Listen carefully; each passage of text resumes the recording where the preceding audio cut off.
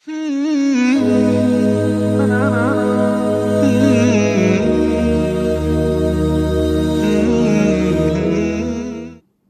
بالله من الشيطان الرجيم. بسم الله الرحمن الرحيم. وصلى الله على محمد وعلى آله الطيبين الطاهرين الذين أذهب الله عنهم الرجس وطهرهم تطهيرا. اللهم صل على محمد وآل محمد. ولعنة الدائمة الباقية على أعدائهم ومنكر فضائلهم وغاصب حقوقهم أجمعين من يوم عداوتهم إلى قيام يوم الدين.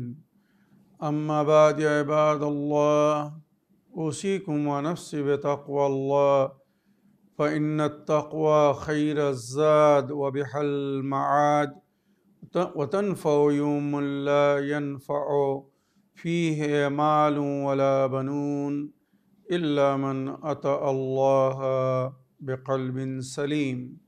وصلى الله على محمد وعلى آله الطيبين الطاهرين. اللهم صل على محمد وآل محمد. আমার সুপ্রিয় দর্শক ও শ্রোতাবৃন্দ, আসসালামু আলাইকুম ওয়ারহমতুল্লাহি ওয়াবারাকাতুহ। আপনাদের সকলকে আন্তরিক সালাম ও শুভেচ্ছা জানিয়ে আজকের অনুষ্ঠান ইসলাম ইন বাংলায় আপনাদেরকে স্বাগতম জানাই। বিনা কোনো ভূমিকায় সরাসরি আপনাদের পাঠানো প্রশ্নের উত্তর দিতে চাই। তাই আসুন দেখি কোথা থেকে কে কী প্রশ্ন করছেন। আগে কিছু লিখিত চিঠি পড়ব, তারপরে ইনশাআল্লাহ আপনাদের পাঠানো ভয়েসমেল বা অডিও রেকর্ডিং প্লে করে আপনাদের প্রশ্ন শুনে তার উত্তর দেওয়ার চেষ্টা করব। প্রথম প্রশ্ন পড়ি। আসসালামু আলাইকুম ওরহমতুল্লাহি ওয়াবারাকাতুহ। সকল প্রশংসা আল্লাহ রব্বুল আলামিনের জন্যে। আমি বান্দরবান পার্বত্য জেলা থেকে বলছি, মোহাম্মদ হারুন শিকদার। আমার একটি ছোট প্রশ্ন ছিল। আমি প্রবাসে যেতে চাচ্ছি সৌদিতে। এখন পরিবার থেকে কী ধরনের বিদায় নিলে সবচেয়ে উত্তম হবে এবং সেখানে যাওয়ার আগে কিছু প্রস্তুতি যদি বলে দিতেন সবচেয়ে উত্তম হতো আমার জন্যে, এবং যদি কোনো দোয়া থাকে আমাকে একটু জানালে ভালো হতো। আল্লাহ আপনাকে সুস্থ রাখুক, ভালো রাখুক এই কামনা করি। আসসালামু আলাইকুম ওরহমতুল্লাহি ওয়াবারাকাতুহ। আমি প্রশ্নটি ইসলাম ইন বাংলায় শুনতে চাই। ধন্যবাদ। ওয়ালাইকুম আসসালাম ওরহমতুল্লাহি ওয়াবারাকাতুহ। আমার প্রিয় ভাই হারুন সাহেব, আপনার চিঠি লেখার জন্যে আপনাকে ধন্যবাদ জানাই। তবে জানি না আপনি আমাদের অনুষ্ঠানকে নিয়মিত বা ধারাবাহিক রূপে ফলো করছেন কিনা। যদি নিয়মিত বা ধারাবাহিকভাবে ফলো করতেন তো পুনরায় এই প্রশ্ন পাঠানোর প্রয়োজন হতো না। আমার প্রিয় ভাই হারুন সাহেব, ইসলাম ইন বাংলা এপিসোড নম্বর 1628, 1628 নম্বর 1628 নম্বর এপিসোডে আমি আপনার এই প্রশ্নের বিস্তারিত উত্তর দিয়েছি। সফরে যাওয়ার আগে কি করতে হবে, সফরে গিয়ে কি করতে হবে, সফরে থেকে ফিরে আসার সময় কি করতে হবে, আমি সব বিস্তারিত বলেছি। পুনরায় ওই সব বলে সময় নষ্ট করার কোনো প্রয়োজন নেই। সুতরাং আমি আপনার কাছে অনুরোধ করব, আপনি যদি আপনার প্রশ্নের উত্তর জানতে চান বা শুনতে চান তো episode number Islam in Bangla episode number 1628 দেখুন। 1628 নম্বর এপিসোডে আপনার প্রশ্নের আপনি উত্তর পেয়ে যাবেন। দ্বিতীয় প্রশ্ন পড়ি। আসসালামু আলাইকুম, জনাব মৌলানা সাবির রেজা সাহেব। আমি নদিয়া জেলা থেকে সুরাজ শেখ লিখছি। মৌলানা সাহেব, আমার প্রশ্ন হলো সূরা আহকাফের 15 নম্বর আয়াতটি আপনি একটু ব্যাখ্যা করে বলবেন। ওয়ালাইকুম আসসালাম রহমতুল্লাহি ওয়াবারাকাতুহু। আমার প্রিয় ভাই সুরাজ শেখ সাহেব, আপনার চিঠি লেখার জন্য আপনাকে ধন্যবাদ জানাই। আলহামদুলিল্লাহ, আপনি এবং আপনার মতো অনেকেই কোরআনের বিভিন্ন বিশেষ আয়াতের ব্যাখ্যা সম্পর্কে প্রশ্ন করছেন। খুব ভালো লাগছে, কেননা আল্লাহর এই পয়গাম সবার কাছে পৌঁছে দিতে আপনারা সহযোগিতা করছেন। অনেক কিছু জানার আছে। আল্লাহ রাব্বুল আলামিন পবিত্র কিতাব কোরআনে মজিদকে আমাদের হেদায়েতের জন্য অবতীর্ণ করেছেন, আমাদের হেদায়েতের জন্য দিয়েছেন। যালিকাল কিতাবু লা রাইবা ফিহি হুদাল লিল মুত্তাকিন। এই সেই গ্রন্থ যার মধ্যে কোনো সন্দেহ নেই, কোরআনের মধ্যে কোনো মিথ্যা নেই। লা রাইবা ফিহি, কোনো শক বা সন্দেহ নেই। হুদাল লিল মুত্তাকিন, আল্লাহর যারা ভয় করে তাদের হেদায়েতের জন্য এই কিতাব। মনে রাখবেন, যারা আল্লাহর ভয় করে, শর্ত হচ্ছে যারা আল্লাহর ভয় করে তারা কোরআন থেকে হেদায়েত পাবে বা হেদায়েত নেবে, বা কোরআন তাদের হেদায়েত করবে যাদের অন্তরে আল্লাহর ভয় আছে। যাদের অন্তরে আল্লাহর ভয় নেই তারা কোরআন মাথার ওপরে রেখে, কোরআন হাতে নিয়ে মিথ্যা কথা বলে, মিথ্যা কসম খায়, বা নবীর সঙ্গে থেকে, সরাসরি নবীর কাছ থেকে কোরআন শুনেও তারা আমাল করেনি বা আল্লাহর আদেশকে তারা পালন করেনি। তো কোরআন হেদায়েত করবে তাদেরকে যাদের অন্তরে আল্লাহর ভয় আছে, পরকালের ভয় আছে, যে আল্লাহ কাল আমাদের পাকড়াও করবে আমরা যদি তার হুকুমকে না মানি, তার নবীর কথা না মানি, বা যাদেরকে আল্লাহর নবী নিজের উম্মতের হেদায়েতের জন্য ছেড়ে গেছেন, রেখে গেছেন। কোরআন এবং আহলে বায়তকে যদি ফলো না করি, কোরআন এবং আহলে বায়তের আদেশ অনুযায়ী, হুকুম অনুযায়ী যদি আমাল না করি, তো কাল আমরা ধরা খাবো, ধরা পড়ব। আমাদের কাছে প্রশ্ন হবে, যদি আমরা সঠিক উত্তর না দিতে পারি তো আমাদেরকে জাহান্নামে যেতে হবে, আমাদের ঠিকানা নরক বা জাহান্নাম হবে। এই ভয় যদি কারোর অন্তরে থাকে, এই কোরআন তার হেদায়েত করবে বা সেই কোরআন থেকে হেদায়েত গ্রহণ করার চেষ্টা করবে। কিন্তু যার অন্তরে আল্লাহর ভয় নেই, সে কখনো কোরআন থেকে হেদায়েত গ্রহণ করবে না বা কোরআন তার হেদায়েত করতে পারবে না। মনে রাখবেন আমার প্রিয় ভাই, সূরা আহকাফ 46 নম্বর সূরা, আয়াত নম্বর 15 এর আপনি ব্যাখ্যা জানতে চেয়েছেন। উক্ত আয়াতে আল্লাহ রাব্বুল আলামিন বলছেন, ওয়া ওয়াসাইনাল ইনসানা বিওয়ালিদাইহি ইহসানা। আল্লাহ বলছেন, আমি স্বয়ং নিজে মানুষকে, মানে আমার বান্দাকে আমি ওসিয়ত করেছি, আমার বান্দাকে আমি হেদায়েত করেছি। কিসের হেদায়েত করেছি? বিওয়ালিদাইহি ইহসানা, নিজের মাতা পিতার সঙ্গে, প্যারেন্টসের সঙ্গে সদ্ব্যবহার করো, নেকি করো, এহসান করো, মানে উপকার করো। তবে মনে রাখবেন, আমরা নিজেদের মাতা পিতার ওপরে কখনো উপকার করতে পারি না বা পারবো না। তানারা যে উপকার আমাদের উপরে করে রেখেছেন, বাল্যকালে যখন আমরা নিজেরা কিছু করতে পারতাম না, কিছু করার ক্ষমতা ছিল না, তার জিকির হয়েছে এই আয়াতের মধ্যে। মা কিভাবে কত কষ্ট সহে নিজের গর্বে কোখে রেখে আমাদেরকে পালন করেছেন, বড় বেদনার সঙ্গে আমাদেরকে জন্ম দিয়েছেন, সমস্ত প্রকারের দুঃখ কষ্ট সয়ে আমাদেরকে পালন করেছেন।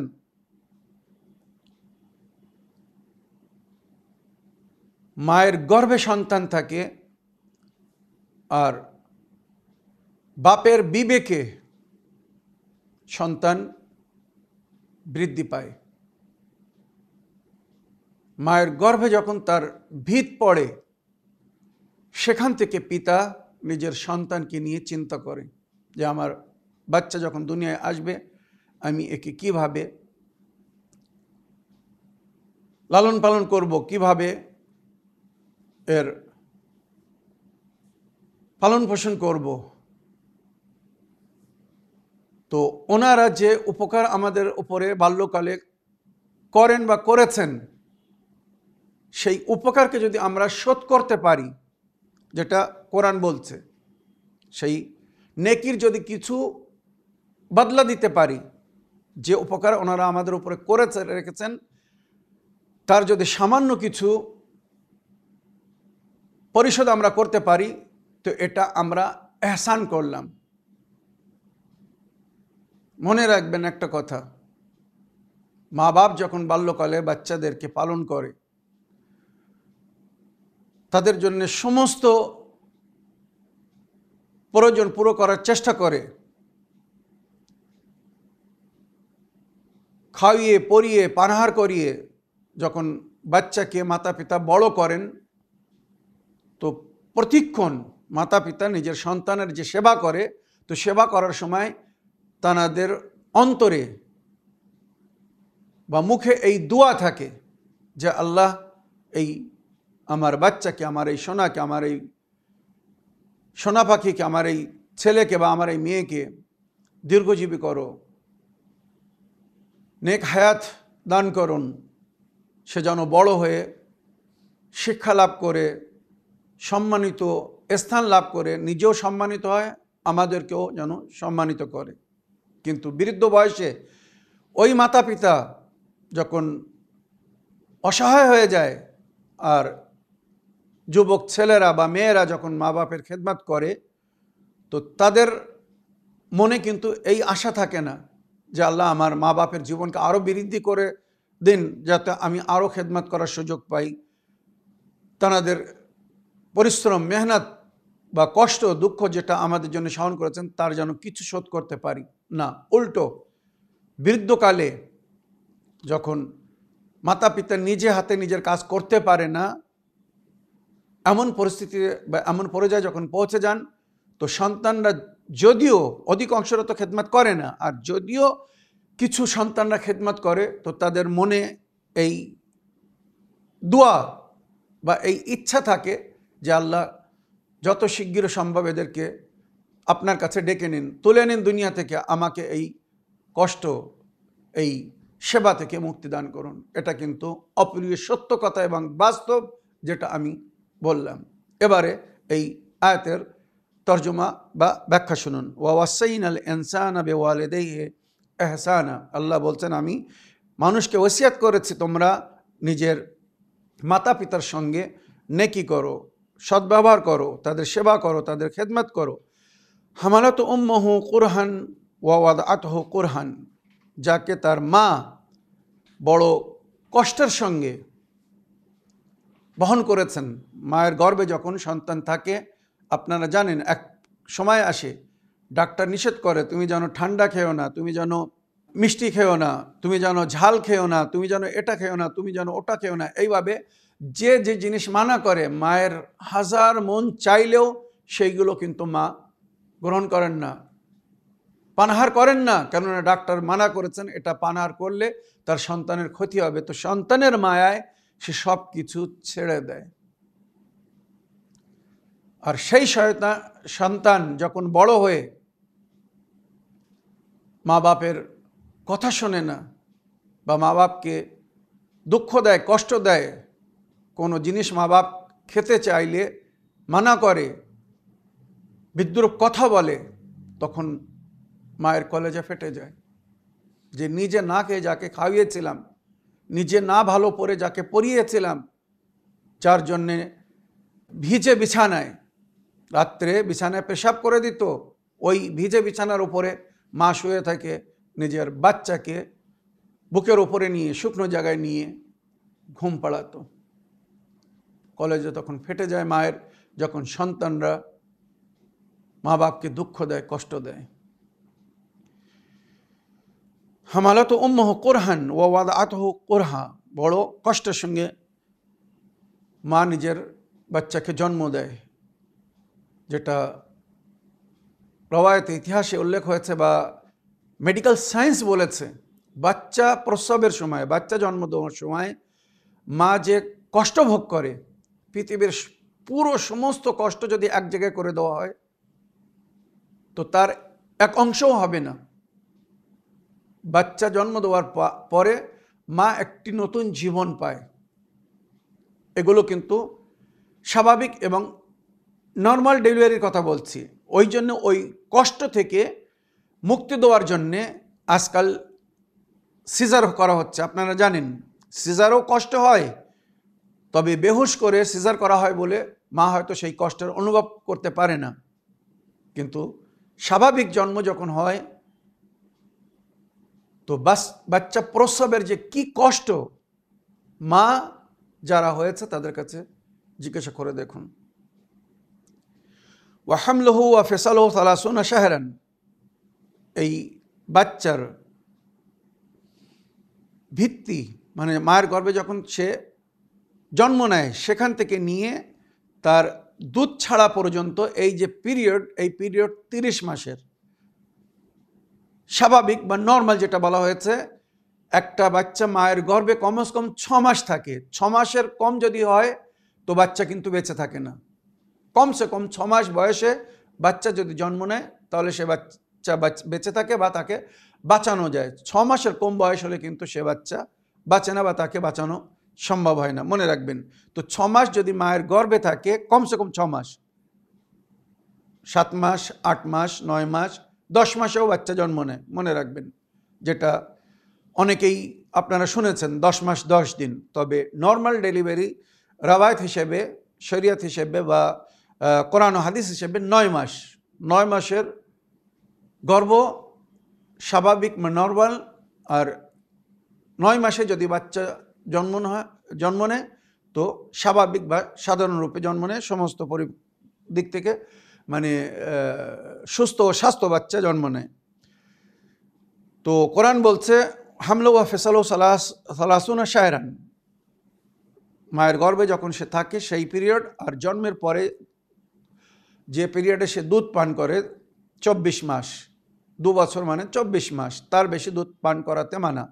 তো 24 আর 6 30, এই 30 মাস মা নিজের সন্তানের সমস্ত দুঃখ কষ্টকে সহন করে। সন্তানের জন্য সমস্ত দুঃখ কষ্ট মাতা পিতা সহন করে। হাত্তা ইদা বালাগা আশদু, যতক্ষণ তার হাড় কোড় মজবুত না হয়ে যাচ্ছে, যতক্ষণ বাচ্চা নিজে চলাফেরা না করতে শিখছে, নিজে হাতে তুলে খাওয়া না শিখছে, নিজের কাজ নিজে করা না শিখছে, মাতা পিতা সমস্ত দিক থেকে তাদের সেবা করেন, খেদমত করেন, খেয়াল করেন, দেখাশোনা করেন, মনে রাখবেন। হ্যাঁ, যখন বাচ্চা মজবুত হয়ে যায়, নিজের কাজ নিজে করতে শেখে, তখন মা বাপ একটু আরাম পান। হাত্তা ইদা বালাগা আশাদ্দাহু ওয়া বালাগা 40 সানাতান, এবারে যখন বাচ্চা বড় হতে হতে 40 বছরের হয়ে যায়। প্রথম 6 বছর বাচ্চাকে রাজার মতো রাখতে বলা হয়েছে, 6 থেকে 7 বছর। দ্বিতীয় 7 বছর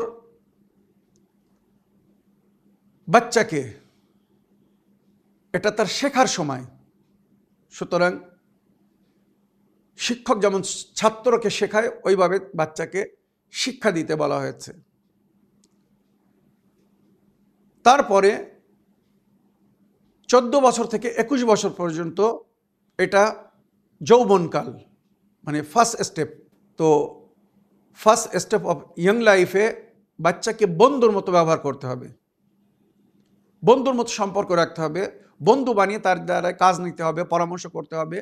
এইভাবে বাচ্চা মজবুত হবে। বা কিছু রাওয়ায়াত হিসেবে প্রথম 6 থেকে 7 বছর রাজা যেমন নিজের প্রজাদের উপরে অর্ডার চালায়, ওইরূপ ছেলে পিলেরা, বাচ্চারা নিজের মাতা পিতার কাছে অর্ডার করে, আবেদন না, ওরা অর্ডার করে। তো প্রজা যেমন রাজার খেদমত করে ওই রকম খেদমত করতে হবে। তারপরে 7 বছর মাতা পিতা হবে রাজা আর সন্তান হবে প্রজা, তাকে শেখাতে হবে। যদি বাধ্য করেও শেখাতে হয় তো আদব শেখাতে হবে, সঠিক তারবিয়ত দিতে হবে, আলাপ আচরণ শেখাতে হবে 14 বছর পর্যন্ত। 14 পরে 21 বছর পর্যন্ত বন্ধুর মতো ব্যবহার করতে হবে, মনে রাখবেন। বন্ধু এক অপরের সঙ্গে যেমন ব্যবহার করে ওই রকম ব্যবহার করে। তারপরে 21-এর পরে তাকে আবার পুনরায় রাজার মতন করে দিতে হবে, সিদ্ধান্ত বা নির্ণয় নেওয়ার যোগ্য করতে হবে। মাতা পিতা অনেক কাজে ওই যুবক ছেলের ওপরে নির্ভর করবে বা ইন্ডিপেন্ডেন্ট করার জন্যে স্ট্রাগল করাতে হবে, শেখাতে হবে, মেহনত করে কিভাবে আগে বাড়তে হবে।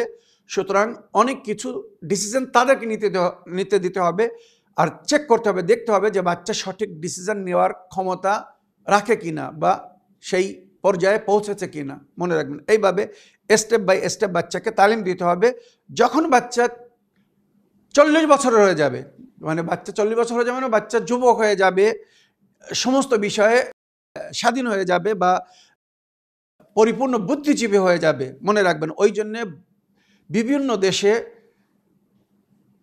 প্রধানমন্ত্রী বা প্রেসিডেন্ট হতে গেলে তার বয়স কমসে কম 40 হতে হবে, কারণ 40 বছরের পরে মানুষ পরিপূর্ণ এবং পোক্তা হয়ে যায়, মজবুত হয়ে যায়, আর সে তখন সুন্দর সিদ্ধান্ত নেওয়ার জন্য সক্ষম হয়ে যায়। তাই কোরআন বলছে ওয়াবালাগা আরবাইনা সানাতান, যখন এই ছেলে বড় হয়ে 40 বছরের হয়ে যায়, তখন সে কি বলে? যদি সুন্দর শিক্ষা দেওয়া হয়, তারবিয়াত দেওয়া হয়, তখন কি বলে? তখন সে আল্লাহর কাছে দোয়া করে এইভাবে, কালা রাব্বি আউজি'নি আন আশকুরা নি'মাতাকাল্লাতী আন'আমতা আলাইয়া ওয়া আলা ওয়ালিদাইয়া, পরওয়ারদিগার আমাকে তৌফিক দান করুন, আমি যেন আপনার ওই সমস্ত নেয়ামতের শুকর আদায় করতে পারি যেটা আপনি আমাকে দান করেছেন এবং আমার মাতা পিতাকে সন্তানের রূপে আল্লাহ নেয়ামত দান করেন, আর সন্তানের জন্য তার মাতা পিতাও নেয়ামত। তো এইভাবে এক অপরের জন্য আল্লাহর শুকর আদায় করবে। তাছাড়া মা বাপ সন্তানের সঙ্গে নেকি করে, তাদের পালন পোষণ করে, তাদের যে সুশিক্ষায় শিক্ষিত করে আজ দুনিয়ার সামনে দাঁড়ানোর বা দুনিয়ার সম্মুখীন হওয়ার যোগ্য করেছে, এর জন্যে নেক আওলাদ, ভালো সন্তানরা আল্লাহর শুকর আদায় করে আর বলে, আল্লাহ আমাকে যে আমার মাতা পিতার খেদমত করার তৌফিক দান করুন, যারা নিজের সেবা বা খেদমতের মাধ্যমে আমাকে এই যোগ্য করেছেন। আজ আমি দুনিয়ার সামনে দাঁড়াচ্ছি, দুনিয়াকে ফেস করছি, কথা বলছি, সম্বোধিত করছি, সব কিছু আমার মাতা পিতার অবদান, তাদের সহায়তা মদদ যদি না হতো, সুন্দরভাবে যদি আমাকে লালন পালন না করতেন, সুশিক্ষায় শিক্ষিত না করতেন, তো আজ হয়তো আমি এইভাবে দুনিয়াকে ফেস করতে পারতাম না, এইভাবে দুনিয়ার সম্মুখীন হতে পারতাম না। তাই নেক সন্তানরা আল্লাহর কাছে দোয়া করে, হে আমার প্রতিপালক, আপনি যে সমস্ত নেয়ামত আমাকে দান করেছেন তার জন্য শুকর আদায় করার তৌফিক দান করুন, এবং আমার মাতা পিতার উপরে যে নেয়ামত দান করেছেন তার জন্য আমি কৃতজ্ঞ জ্ঞাপন করি। ওয়ান আমালা সালিহান তারদাহু, আর আমাকে তৌফিক দিন আমি যেন এমন নেকি করতে পারি, এমন কাজ করতে পারি যে কাজ করলে আপনি খুশি হবেন বা রাজি হবেন। এইভাবে এক যুবক আল্লাহর কাছে দোয়া করে। ওয়ান আমালা সালিহান তারদাহু ওয়া আসলিহ লি যুররিয়াতি ইন্নী তুবতু ইলাইকা ওয়া ইন্নী মিনাল মুসলিমিন, এবং আমার যুররিয়াত, আমার বংশের সংশোধন করুন, যেমন আমার মাতা পিতা আমার সঙ্গে নেকি করেছেন, সুন্দর শিক্ষা দিয়েছেন, তারবিয়াত দিয়েছেন, ওইরূপ আমিও যেন আমার সন্তানের সঙ্গে নেকি করতে পারি, সুন্দর তারবিয়াত দিতে পারি। মনে রাখবেন, এই যে পদ্ধতি, এই যে পরিস্থিতি কোরআন আমাদেরকে শিখেছে, এইভাবে যদি সমস্ত মাতা পিতা নিজের সন্তানের সঠিক শিক্ষা দেয়, তারবিয়াত দেয়, আর সব সন্তানরা নিজের মাতা পিতার কথা শোনে, আর মাতা পিতা যদি সন্তানের সুন্দর তারবিয়াত দেয় এইভাবে, যেভাবে এই আয়াতের মধ্যে জিকির হয়েছে, আমাদের পরিবেশ, আমাদের সমাজ একটি সুন্দর সমাজ হবে। কেউ কারোর কষ্ট দেবে না, আঘাত পাবে না। আজ শতকরায় 90% মাতা পিতারা সন্তানের নালিশ করছে অন্যদের কাছে, আত্মীয় স্বজনদের কাছে, গুরুজনদের কাছে, বা যখন কারোর সঙ্গে পরিচয় হয়,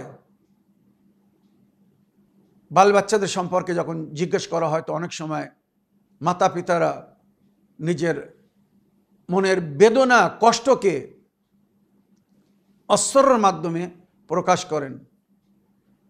তাদের কথা শুনলে কষ্টে বুক ফেটে যায়, আর তখন মনে হয় যে এমন সন্তান যদি আল্লাহ না দিয়ে নিঃসন্তান রাখে সেটা মঙ্গল, যে সন্তান জন্মের পরে বড় হয়ে নিজের মা বাপের সঙ্গে অন্যায় করছে, অবিচার করছে, দুঃখ দিচ্ছে, কষ্ট দিচ্ছে। মনে রাখবেন, ওয়া আসলিহ লি যুররিয়াতি, আমার বংশকে, আমার পরিবারকে সুন্দর এবং সংশোধন করে দিন। ইন্নী তুবতু ইলাইকা, হে আমার প্রতিপালক, আমার থেকে যদি কোনো ভুল হয়ে থাকে তো আমি তওবা করছি, আমি আপনার দরবারে ক্ষমা চাচ্ছি, ওয়া ইন্নী মিনাল মুসলিমিন, আর আমি আপনার সামনে নতশিরদের অন্তর্ভুক্ত, যারা আপনার আদেশকে পালন করেছে, ফলো করেছে, মেনে চলেছে, আমি তাদের মধ্যে একজন। আমাকে আপনার আদেশ বা হুকুমকে মেনে চলার তৌফিক দান করুন। মুসলমান ওই ব্যক্তিকে বলা হয় যে আল্লাহর আদেশের আগে নতশির হয়, আল্লাহর হুকুমকে মেনে চলে। যদি কোনো মুসলমান আল্লাহর হুকুমকে না মানে তো সে মুসলমান বলার যোগ্য না, সে যেন নিজেকে মুসলমান না বলে। মুসলমান এই শব্দের দুটি অর্থ, এক শান্তিপূর্ণ, ইসলাম মানে শান্তি, আর মুসলমান ওই ব্যক্তি যে শান্তিপূর্ণ। আর আল্লাহর সামনে নতশির হওয়াকে ইসলাম বলা হয়েছে, আর যে নতশির হয়েছে সেই মুসলমান হয়েছে। মনে রাখবেন, আল্লাহ আমাদের সকলকে তৌফিক দান করুন, আমরা যেন এই আয়াতের উপরে আমাল করতে পারি। আমার প্রিয় সুরাজ শেখ ভাই, আশা করি আপনি বুঝতে পেরেছেন। এই আয়াতের একটি ফজিলত বলে দিই, যে সমস্ত সন্তানরা কথা শোনে না, অবাধ্য হয়ে যায় বা জেদ করে, এই আয়াত পড়ে যদি তাদের জন্য মাতা পিতা দোয়া করে, প্রতি ফরজ নামাজের পরে এই আয়াতটি পড়ে দোয়া করতে বলা হয়েছে। বা যখন কোনো পানাহার ওই বাচ্চাকে দেবেন যে জেদ করছে, বদমাইশি করছে, কথা শুনছে না, এই আয়াত পড়ে পানাহারের উপরে ফু দিয়ে খেতে বা পান করতে দেবেন। এর প্রভাব যদি তার উপরে পড়ে তো খুব শীঘ্র সে অবিডিয়েন্ট হয়ে যাবে, মতি ফরমাবারদার হয়ে যাবে, গোলামের মতো, দাস বা দাসীর মতো কথা শুনবে ছেলেমেয়েরা। তো আশা করি আমার প্রিয় ভাই সুরাজ শেখ সাহেব আপনার প্রশ্নের উত্তর পেয়েছেন, বা উত্তর থেকে আপনারা সবাই লাভবান হয়েছেন। আসুন এবারে একটা অডিও প্লে করতে চাই, দেখি কোথা থেকে কে কি জানার ইচ্ছুক। সালামুন আলাইকুম আমার প্রিয় ভাইজান, আশা করি আপনি ভালো আছেন, সুস্থ আছেন। ভালো থাকুন, সুস্থ থাকুন। চ্যানেল উইনের সমস্ত সদস্য ও আমাদের ডাইরেক্টর সাহেব, তারাও সবাই ভালো থাকুক, সুস্থ থাকুক। আল্লাহ রাব্বুল আলামিন আপনাদের সবার বালা মুসিবত থেকে আল্লাহ হেফাজত করুক। আল্লাহ সবাইকে যুগের ইমামের খেজমতে হাজির হওয়ার তৌফিক আদায় করুক। আমিন ইয়া রাব্বুল আলামিন।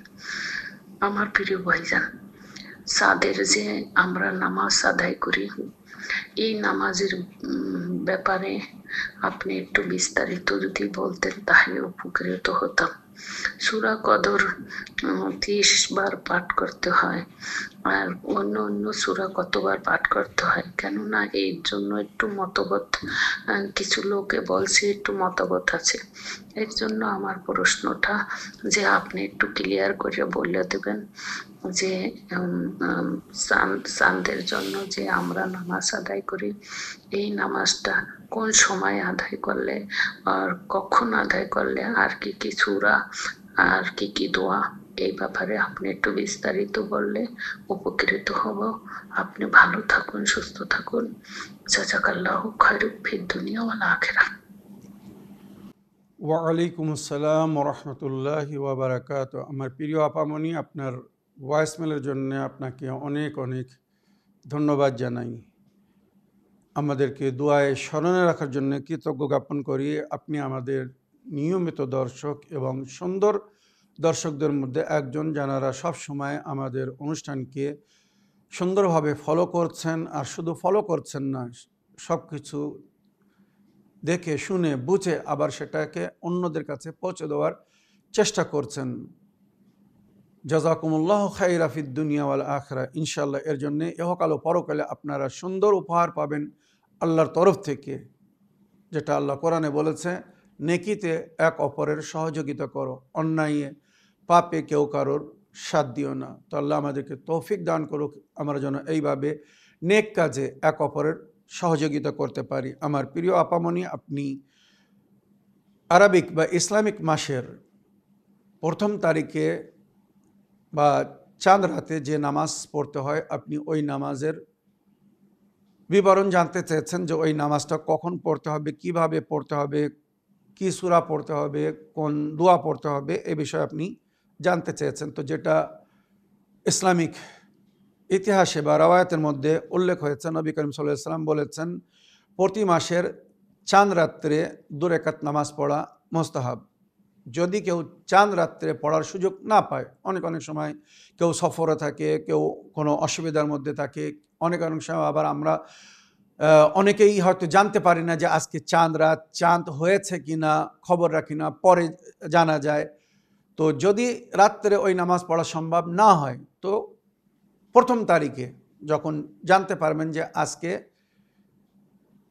আরবিক মাসের, ইসলামিক মাসের প্রথম তারিখ, গত রাত্রে চাঁদ দেখা গিয়েছে, হয়তো আপনি দেখিনি, কিন্তু বিভিন্ন জায়গায় দেখা দিয়েছে, যার থেকে প্রমাণিত হয়েছে যে আজ মাসের প্রথম তারিখ। তো চাঁদ রাতে যদি কেউ ওই নামাজটি পড়তে পারে অতি উত্তম। যদি চাঁদ রাতে না পড়তে পারে, তো প্রথম তারিখে সূর্য উদয় হওয়া থেকে নিয়ে অস্তে যাওয়া পর্যন্ত এর মাঝখানে যে কোনো সময় এই নামাজটি পড়া যাবে। মনে রাখবেন, 2 রাকাত নামাজ নিয়ত হবে আমি চাঁদ রাতের, যে মাসের চাঁদ রাত হবে সেই মাসের নাম নিয়ে। মনে করুন রমজান মাসের চাঁদ রাত, তো নিয়ত করবেন আমি রমজান মাসের চাঁদ রাতের 2 রাকাত নামাজ পড়িতেছি কুরবাতান আল্লাহ। বা বছরের প্রথম মাস মহরম মাসের চাঁদ রাতের 2 রাকাত নামাজ পড়িতেছি কুরবাতান আল্লাহ।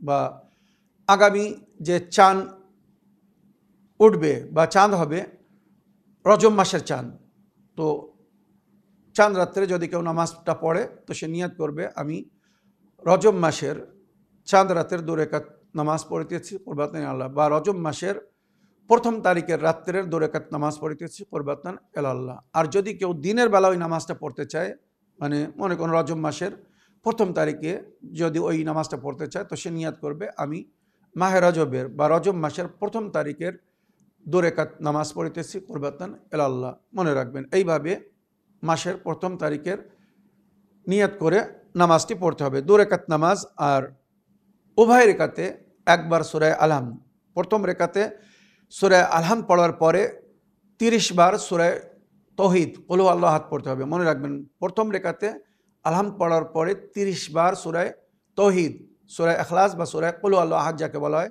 সূরা কুল হু আল্লাহু আহাদ পড়তে হবে। আর দ্বিতীয় রেখাতে সূরা আলহাম পড়ার পরে 30 বার সূরা কদর পড়তে হবে। নামাজটি পড়তে হয়তো আধ ঘন্টা থেকে 1 ঘন্টা সময় লাগতে পারে, কিন্তু এর বড় সওয়াব ও ফজিলাতের জিকির হয়েছে, রওয়ায়াতে যেটা উল্লেখ হয়েছে। যদি কেউ এই নামাজটি পড়তে পারে, যেমন সৈয়দ ইবনে তাউস বা আল্লামা মাইলিসি, ওনারা রওয়ায়াত করেছেন, নবী করিম সাল্লাল্লাহু আলাইহি সাল্লাম বলেছেন প্রতি মাসের চাঁদ রাত্রে বা প্রথম তারিখে যদি কেউ এই নামাজ পড়ে আর কিছু সাদকা দেয়, যা সে নিজের ক্ষমতা অনুযায়ী সাদকা দিবে, সাদকা যদি দেয় তো সে ওই মাসের সালামতি আল্লাহর কাছ থেকে ক্রয় করে নিয়েছে। মানে সারা মাস সে আল্লাহর নিরাপত্তায় থাকবে, সমস্ত প্রকারের বালা ও মুসিবত থেকে দূরে থাকবে। ওইরূপ ইমামে জাফর সাদিক আলাইহিস সালাম বলেছেন, কেউ যদি চাঁদ রাত্রে 2 রাকাত নামাজ পড়ে আর প্রথম রেখাতে এবং দ্বিতীয় রেখাতে সূরা আনাম পড়ার পরে সূরা আনামের তেলাওয়াত করে, তো আল্লাহ রাব্বুল আলামিন সমস্ত প্রকারের ভয় বা ব্যথা যন্ত্রণা থেকে তাকে মুক্তি দান করবেন। আর সমস্ত প্রকারের শত্রুদের আঘাত থেকে, আক্রমণ থেকে আল্লাহ তার রক্ষা করবেন। সে না ক্ষতিগ্রস্ত হবে, না ভয়ভীত হবে। তো মাসের প্রথম তারিখের রাত্রের বা প্রথম তারিখের দিনের নামাজের বরকত ফজিলত বললাম। এবারে এই নামাজটা কিভাবে পড়বেন, তো যেমন বললাম নিয়ত করবেন আমি চাঁদ রাতের 2 রাকাত নামাজ পড়িতেছি কুরবাতান আল্লাহ, বা প্রথম তারিখের 2 রাকাত নামাজ পড়িতেছি কুরবাতান আল্লাহ। আল্লাহু আকবার বলে সূরা আলহাম, তারপরে 30 বার সূরা কুল হু আল্লাহু আহাদ, আর দ্বিতীয় রেখাতে সূরা আলহামদের পরে 30 বার সূরা কদর পড়বেন। তারপরে নামাজ শেষ হয়ে যাবে, তাসবিহ জাহরা সালামুল্লাহ আলাইহা পড়বেন। আল্লাহু আকবার 34 বার, আলহামদুলিল্লাহ 33 বার, সুবহানাল্লাহ 33 বার। এবারে কিছু সাদকা দিবেন, আর সাদকা দেওয়ার পরে এই কোরআনের কিছু বিশেষ আয়াত দোয়ার রূপে এই আয়াতগুলো পড়তে বলা হয়েছে। যদি কেউ এই আয়াতগুলো পড়ে, তো এই আয়াতের যারা তর্জমা জানে, বা যদি আপনারা এই আয়াতগুলোর তর্জমা পড়েন, তাহলে বুঝতে পারবেন যে আল্লাহর কাছে কি দাবি করছেন, কি চাচ্ছেন। সমস্ত প্রকারের নিরাপত্তা এবং আল্লাহর দয়া, মায়া ও করুণার জিকির হয়েছে এই সমস্ত আয়াতের মধ্যে। সুতরাং এইভাবে পড়তে হবে। বিসমিল্লাহির রহমানির রহিম। ওয়ামা মিন দাব্বাতিন ফিল আরদি ইল্লা আলাল্লাহি রিজকুহা, জমিনের উপরে যত প্রকারের পশু পাখি প্রাণী আছে যারা জমিনের উপরে চলাফেরা করে তাদের সকলের রুজির মালিক আল্লাহ। তো এইভাবে আল্লাহর কাছে আমরা রুজি চাচ্ছি যে আপনি যখন সবাইকে রুজি দান করেছেন, রুজি দিয়েছেন, তো আমাকেও রুজি দিন। ওয়াইয়ালামু মুস্তাকাররাহা ওয়া মুস্তাওদাআহা কুল্লুন ফি কিতাবিম মুবিন। মনে রাখবেন, বিসমিল্লাহির রহমানির রহিম। ওয়াই ইয়ামসাসকাল্লাহু বিদুররিন ফালা কাশিফা লাহু ইল্লা হুয়া ওয়াই ইউরিদকা বিখাইরিন ফালা রাদ্দা লিফাদলিহি ইউসিবু বিহি মান ইয়াশাউ মিন ইবাদিহি ওয়া হুয়াল গফুরুর রহিম। দ্বিতীয় আয়াত, তৃতীয় আয়াত, বিসমিল্লাহির রহমানির রহিম।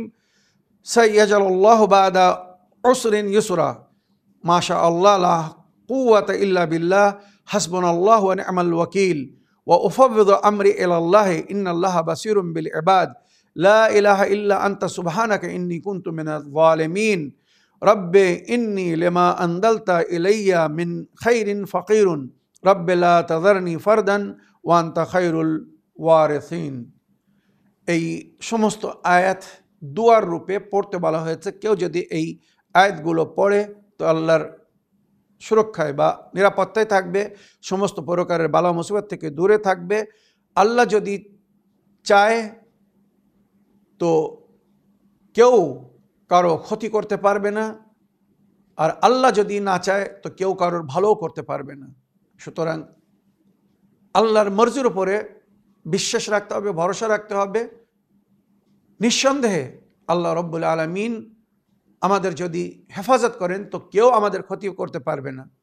আর আল্লাহ যদি আমাদেরকে পরীক্ষায় ফেলে দেন তো সেখান থেকেও কেউ আমাদেরকে বাঁচাতে পারবে না।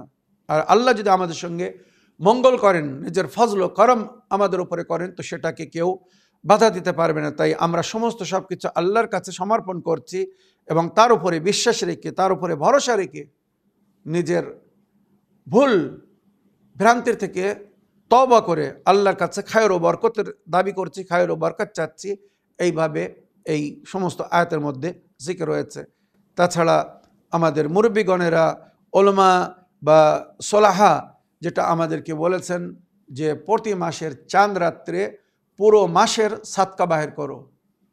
এইভাবে নিয়াত করো যে মনে করুন 100 টাকা হাতে নিলেন, যদি 100 টাকা না নিতে পারেন 10 টাকা হাতে নিন। আমরা একটি বিশেষ সংখ্যাকে সবসময় পছন্দ করি, গুরুত্ব দিই বলে 12 টাকা, 14 টাকা বা 5 টাকা, যদি কোনো গরিব মানুষ সেটাও না করতে পারে 1 টাকা আল্লাহর নামে, এক আল্লাহর নামে 1 টাকা হাতে নিয়ে এইভাবে নিয়ত করবে যে এই 1 টাকা দিয়ে আমি আমার ও আমার পরিবারের সালামতির জন্য সারা মাস যেন আমরা আল্লাহর নিরাপত্তায় থাকি, বালা মুসিবত থেকে হেফাজতে থাকি, এই সাদকা দিলাম বা সাদকা দিচ্ছি কুরবাতান ইলাল্লাহ।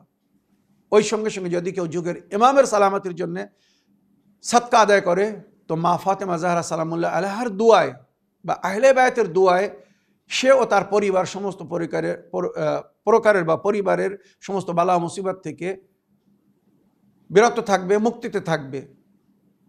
ওইরূপ 1 টাকা, 5 টাকা, 10 টাকা, 12 টাকা কি 14 টাকা নিয়ে বলবেন যে আমি ইমামে জামান আলাইহিস সালামের সালামতির জন্যে এই সাদকা দিতেছি কুরবাতান ইলাল্লাহ। এই রজব মাসে বা এই শাবান মাসে বা এই রমজান মাসে আমি আমার ও আমার পরিবারের সালামতির জন্যে বা যুগের ইমামের সালামতির জন্যে এই সাদকা দিলাম বা সাদকা দিচ্ছি কুরবাতান ইলাল্লাহ। তারপরে দেখুন জীবনে কত সুখ শান্তি আসবে এবং কি সুন্দরভাবে মাস কেটে যাবে, কত আল্লাহর রহমত, বরকত ও নেয়ামত পাবেন, হয়তো ভেবেও পাবেন না।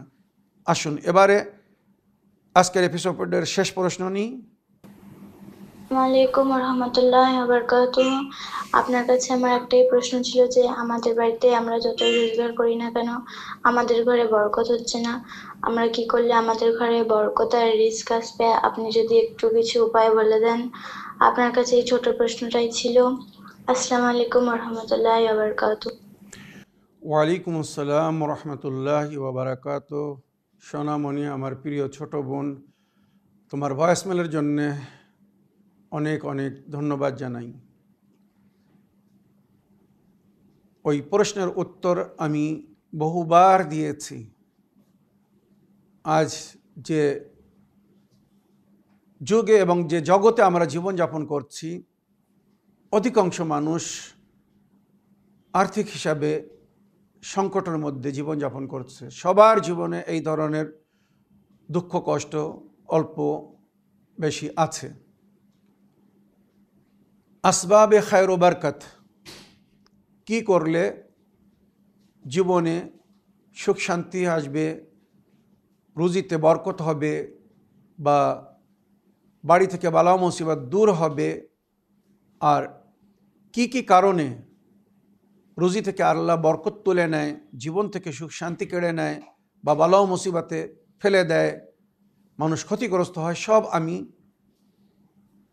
বিবরণ বা বিস্তারিতভাবে বলেছি। আমার প্রিয় বোন, তুমি এবং তোমার পরিবারকে আমি বলতে চাই যে ওই এপিসোডগুলো বারবার দেখো। ওই এপিসোডগুলো যেখানে আমি আসবাবে খায়র ও বরকত বা আসবাবে নহুসত, যে কাজ করলে রুজিতে বরকত হবে আর যে কাজ করলে সংসারে অশান্তি হবে বা অশান্তি আসে, সব আমি বলেছি। বারবার অতটা বলা সম্ভব না। সুতরাং ওই সমস্ত এপিসোডগুলো ফলো করে ভালো করে শুনে জেনে শুনে মেনে ওর উপরে আমাল করার চেষ্টা করো। তবে সারাংশ শুধু এতটুকু আমি তোমার জন্য, তোমার পরিবারের জন্য বা আমার সমস্ত দর্শকবৃন্দদের জন্য বলতে চাই, যখন মানুষ যেটা সঞ্চয় করছে, আয় করছে, যদি শুদ্ধ না হয়, হালাল না হয়, তাতে বরকত হয় না। মনে রাখবেন, রুজি রুটিতে বরকত না হওয়ার অনেক কারণ আছে। তার মধ্যে বিশেষ যে কারণগুলো বলা হয়েছে, বা 1 নম্বর ও 2 নম্বর যে কারণ বলা হয়েছে, সেটা হচ্ছে যেটা আপনি সঞ্চয় করছেন, যে পথ দিয়ে সঞ্চয় করছেন, যে প্রসেস বা পথের মাধ্যমে রুজি আয় করছেন, সেটা যদি বৈধ, শুদ্ধ বা হালাল না হয়, ওই পথ দিয়ে যেটা সঞ্চয় করবেন বা অর্জন করবেন, রুজি কামাবেন, তাতে কখনো বরকত হবে না। এক। আর দ্বিতীয়, যেটা আপনি আয় করছেন, যদি হালালভাবেও আয় করে থাকেন, মনে রাখবেন, আর ওই আপনার সঞ্চয় বা আপনার হালাল পয়সা থেকে যেটা জাকাত বা খুমুস দিতে বলা হয়েছে, দান খয়রাত করতে বলা হয়েছে, আল্লাহর পথে দিতে বলা হয়েছে, প্রয়োজনের বেশি হলে সেটা আল্লাহর পথে দান করে দাও। আর জাকাত এবং খুমুস প্রয়োজনের বেশি হোক আর না হোক, জাকাত এবং খুমুসের যে একটা পদ্ধতি বলা হয়েছে বা লিমিটেশন বলা হয়েছে, তার একটি বিশেষ পরিমাণ এবং পদ্ধতি বলা হয়েছে। তো জাকাত খুমুস যদি কারোর উপরে ফরজ হয়ে যায় আর সে যদি জাকাত খুমুস আদায় না করে, তখন তার রুজি থেকে আল্লাহ বরকত তুলে নেয়। হালালভাবে আয় করলে যদি অল্প আয় হয়, আল্লাহ তাতে বরকত দেয়। মাস পুরো হয়ে যায়, দিন পুরো হয়ে যায়, সপ্তাহ পুরো হয়ে যায়, সম্মানের সঙ্গে শান্তির সঙ্গে সময় কেটে যায়, মাস কেটে যায়। কিন্তু যদি হালাল সঞ্চয় না হয়, সঠিকভাবে হালাল পথ দিয়ে যদি রুজি আয় না করা হয়, তো হারামভাবে যেমন আসে তেমন চলে যায়। অনেক আসবে, আবার ওইভাবে চলেও যাবে। অসুস্থ হয়ে চিকিৎসা করতে করতে পয়সা ফুরিয়ে যাবে, বালা মুসিবত আসবে, তার পেছনে পয়সা খরচ হয়ে যাবে, এমন এমন প্রবলেমস আসবে, অসুবিধা জীবনে আসবে, যার পেছনে ওই সমস্ত পয়সা যেটা হারামভাবে আয় করা হয়েছে বা সঞ্চয় করছেন, সেটা চলে যাবে। তো 1 নম্বর এবং 2 নম্বর এই কথাটা মনে রাখবেন। হালাল সঞ্চয় করুন এবং আপনার হালাল সঞ্চয় থেকে যেটা বেশি হবে বা জাকাত ও খুমুস যেটা দিতে বলা হয়েছে, সেটা যদি আদায় করতে থাকেন, তো আপনার রুজিতে বরকত হবে। সময়ে আল্লাহকে স্মরণে রাখুন। যারা আল্লাহকে স্মরণে রাখে, আল্লাহ তাদেরকে কখনো বলে না। কিন্তু আল্লাহ কোরআনে বলেছে, যারা আমার জিকির থেকে মুখ ঘুরিয়ে নেয়, নামাজের সময় তারা নামাজ না পড়ে নিজের কাজে ব্যস্ত থাকে, লাহু মাঈশাতান দনকা, আল্লাহ এদের রুজি থেকে বরকত তুলে নেয়। এরা যতই মেহনত করুক, তার পরিণাম, পরিফল তার জন্যে সুন্দর হয় না। তো সময় আল্লাহকে স্মরণ করুন, আল্লাহ আপনাকে স্মরণে রাখবে। ইন্না মাআল উসরে ইউসরা, আল্লাহ প্রতি কঠিনতার সঙ্গে সরলতা রেখেছেন, সমস্ত সমস্যার সমাধান রেখেছেন। ইন তানসুরুল্লাহ ইয়ানসুরকুম ওয়াইসাব্বিত আকদামাকুম, যদি তোমরা আল্লাহর মদদ করো, আল্লাহর হুকুমকে পালন করো, আল্লাহ তোমাদের মদদ করবে, তোমাদের প্রয়োজনকে পুরো করবে। এই বলে আমার আজকের বক্তব্য এখানে শেষ করলাম। ওয়া আখিরু দাওয়ানা আলহামদুলিল্লাহি রাব্বিল আলামিন। ওয়াসসালামু আলাইকুম ওয়া রাহমাতুল্লাহি ওয়া বারাকাতুহু।